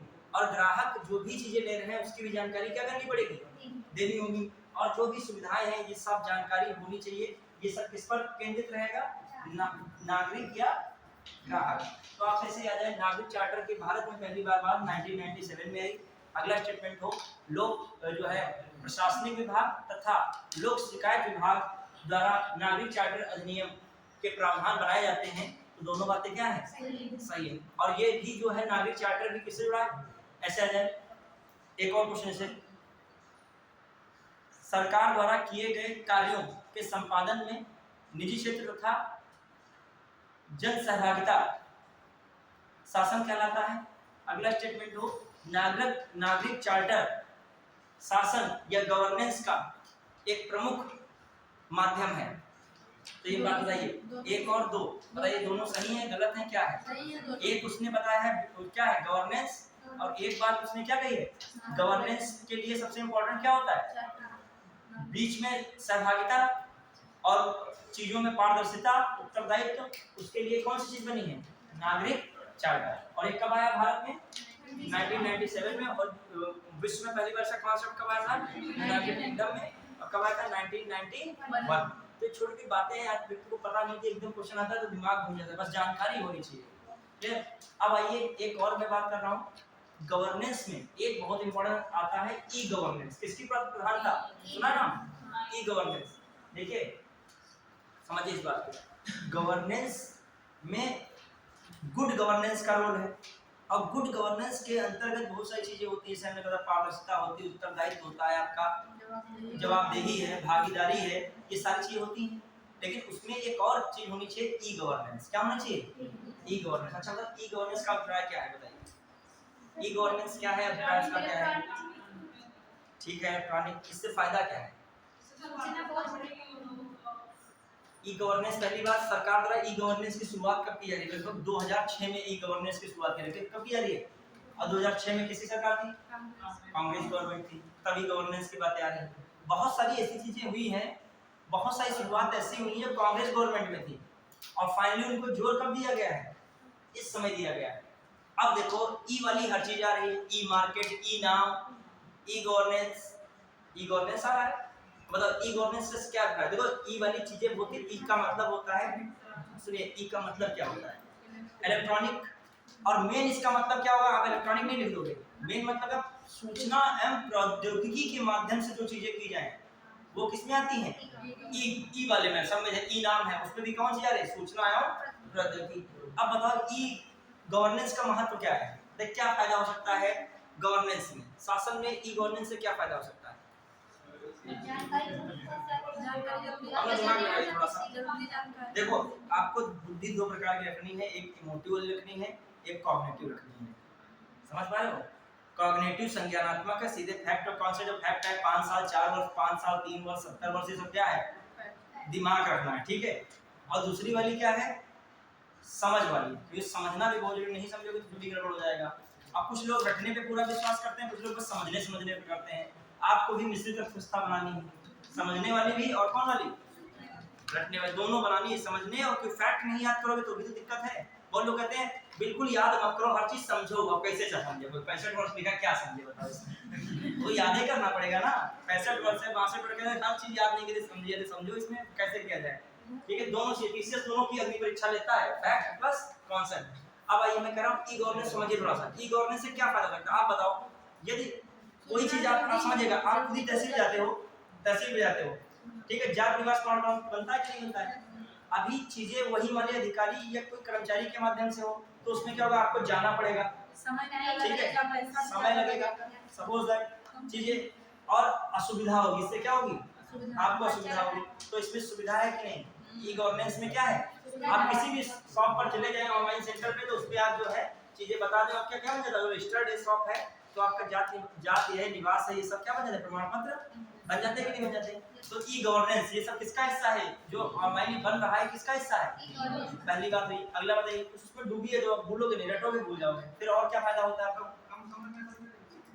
समय कम लगता है, चलो समय की बचत है, ठीक है, समय की बचत है, समय पर पूरा फोकस है इनका, ठीक है। और बताइए, सही बात है, और बताइए, पारदर्शिता बहुत रहती है, ट्रांसपेरेंसी रहती है, बीच की चैन में सब कोई क्या है, गायब है ना, अभी उसमें सीधे ऑनलाइन होगा, जो फीस कटेगी जो होगा वो सब क्लियर होगा, सामने है आपकी आंखों के सामने, तो क्या है, पारदर्शिता है।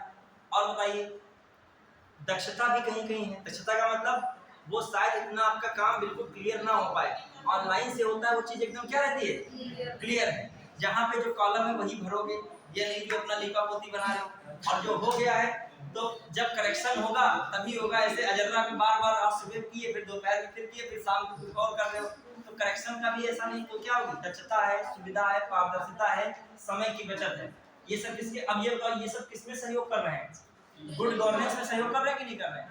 तभी सरकार का फोकस किस पे रह रहा है, हर जगह देखा होगा ई डिस्ट्रिक्ट योजना, हर जगह देखा है, ई डिस्ट्रिक्ट, हर जगह क्या लगा है, ई डिस्ट्रिक्ट, ठीक है,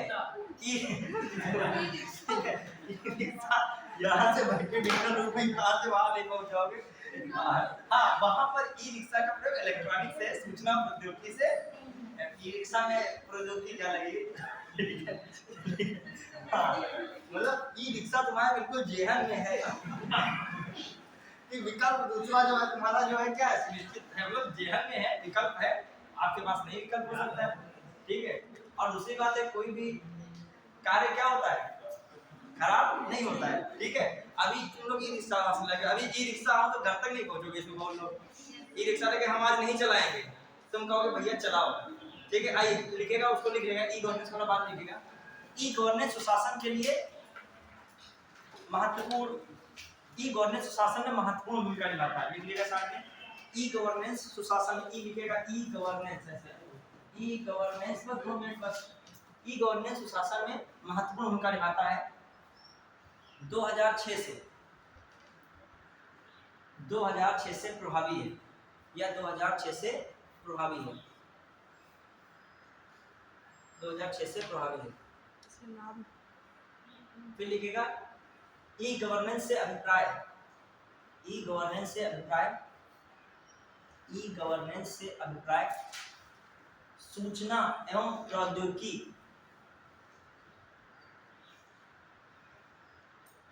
के माध्यम से, सूचना एवं प्रौद्योगिकी, ई गवर्नेंस का अभिप्राय सूचना एवं प्रौद्योगिकी के माध्यम से शासन में पारदर्शिता लाना है, शासन में पारदर्शिता लाना है। किसके माध्यम से? सूचना और प्रौद्योगिकी के माध्यम से शासन में क्या लाना है? पारदर्शिता। ई गवर्नेंस से लाभ लिख लीजिएगा, ई गवर्नेंस से लाभ, पॉइंट वाइज लिखिएगा शॉर्ट में। क्या हो सकते हैं? समय की बचत हो सकती है, समय की बचत हो सकती है, समय की बचत इसलिए कि आप आने जाने में आपका टाइम वेस्ट हो, कोई मान लीजिए लेखपाल है, वो लेखपाल कह रहा है, फिर वो चला गया, फिर कह रहा है खाना खाने गए हैं, फिर थोड़ी देर में जाइएगा, तो कह अच्छा ठीक है लंच के लिए बैठे हैं, फिर वो कह रहा थोड़ा सा जो है आते आते बीच में गाड़ी पंचर हो गई है, थोड़ा सा रुक जाइए अभी, ठीक है। और ये स्वाभाविक समस्या है, कुछ कह भी नहीं सकते हो, कह सकते हो क्या गाड़ी पंचर हो गई क्या करोगे बताइए, ठीक है। अब आई तुरंत ई गवर्नेंस दिमाग में तुम्हारे चलेगा, तभी ई गवर्नेंस सही है। फिर आइए फिर दक्षता जरूरी है। फिर क्या सुविधापूर्ण है, सुविधापूर्ण है कि नहीं। फिर क्या है? पारदर्शिता है, सुविधापूर्ण है और क्या है? पारदर्शिता है। और एक चीज है उत्तरदायित्व भी होता है। ई गवर्नेंस में क्या है? उत्तरदायित्व। अब कैसे कहोगे उत्तरदायित्व? देखा जाए IGRS होता है, शिकायत की जाती है, मुख्यमंत्री तक शिकायत पहुंचाने का माध्यम। दी कहीं कहीं क्या हो रहा है? ई है क्या? ई पोर्टल से कर देते हैं शिकायत, वो चीज नहीं बनी है। इलेक्ट्रॉनिक से शिकायत सीधे सीधे कहाँ हो जाती है? FIR है, देखो ई FIR हो जाती है, मतलब ऑनलाइन क्या हो जाती है? FIR। तो जैसे जो चीज ऑनलाइन होगी उसमें उत्तरदायित्व ज्यादा होता है, ध्यान दीजिएगा। क्यों? क्योंकि उसमें बीच में निपटाने का कोई माध्यम वहीं पर चीजें होंगी, और जब तक वो चीज क्लियरिफाई नहीं हो जाएगी, जब तक आप सेटिस्फाई शिकायत करता नहीं हुआ, तब तक उससे पूछा जाएगा हमारा क्या इसमें है, आप संतुष्ट हैं कि नहीं है। तो ये सब चीजें क्या है? तो उत्तरदायित्व भी है और इसमें क्या है? पारदर्शिता भी है। तो हम लोगों ने क्या क्या देखा है, जो भी हम लोग पढ़ रहे थे गवर्नेंस को पूरा बेसिक से देख ले। गवर्नेंस में 2-3 बॉडी आई थी, जैसे एक कौन आ गया था? राज्य चुनाव आयोग, राज्य सूचना आयुक्त, और फिर केंद्रीय सूचना आयोग। और उसके माध्यम से आपने कई सारे जो है और आयोग के क्या देख लिए? कार्यकाल देखे, और समितियों के अंदर क्या देखा? सदस्य देखा। अब जब कल मैं क्लास लूंगा इसमें, तो इसकी बहुत सारी चीजें बाकी हैं, वो सब इसमें निपटा दूंगा, और 1-2 क्वेश्चन इस पे मैं मेंस के बोलूंगा, आप लोग समझिएगा। बस मैं डायग्राम बनाऊंगा, लिखवाऊंगा नहीं इस क्वेश्चन को, बस स्ट्रक्चर बनाऊंगा, उसमें क्या क्या चीजें रखोगे। लेकिन वो चीज तभी समझ पाओगे जब आज जिस स्टूडेंट ने क्या किया होगा, समझा होगा। वरना मैं बार बार गवर्नेंस बोलूंगा, उसके दिमाग में तो गवर्नेंस से चलेगा, क्या है गवर्नेंस। अब आप जान गए हो गवर्नेंस क्या था, बेसिक बताइए। कुछ नहीं मेन था ये क्या था? कोई ऐसा निकाय नहीं है, इसमें क्या था? सबसे मेन एक प्रकार का संचालन है, और संचालन हो और क्या करे? नीति में निर्णय करे, और ऐसा सिस्टम जो सरकार कोई चीज को मतलब बनाई है उसको सही तरीके से क्या कर पाए? क्रियान्वित कर पाए। वही क्या है? पूरी तरीके से गवर्नेंस। 1991 से पहले किस पर प्रधान था? जोर दिया था सरकार पर। फिर क्या वर्ड आया? गवर्नेंस। वर्तमान समय में क्या है, ई गवर्नेंस। एक लिखेगा 25 दिसंबर को सुशासन दिवस, लिखा है कि नहीं तुम लोगों ने? ये कुछ लोगों ने लिखा नहीं होगा, मैं इसे बोला होगा, जिन्होंने बता दिया होगा तुम लोगों ने, लिखा नहीं होगा, लिख देगा 25 दिसंबर सुशासन दिवस। क्लियर, ये लिख लीजिएगा चाहे कहीं। हाँ, अब आइए, अब बताओ हमने क्या क्या बताया। सुशासन क्या है, ठीक है, सुशासन क्या, शासन क्या है, फिर शासन में भूमिका किसकी है, भूमिका के अंदर बताया था आपको इसे, भूमिका में कौन कौन किसकी भूमिका है, बाजार मतलब निजी क्षेत्र है, फिर और किसकी,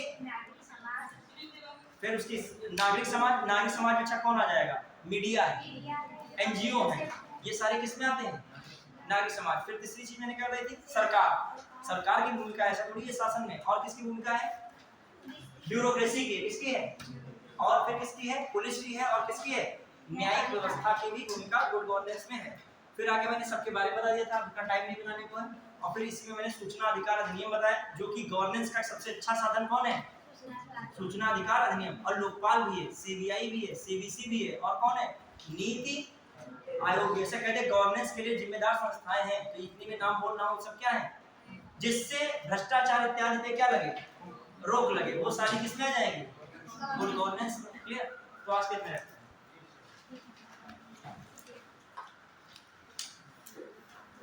ठीक है, टाइम हो गया, तुम लोग जोड़ रहे होगे टाइम, बंद हो गया घड़ी।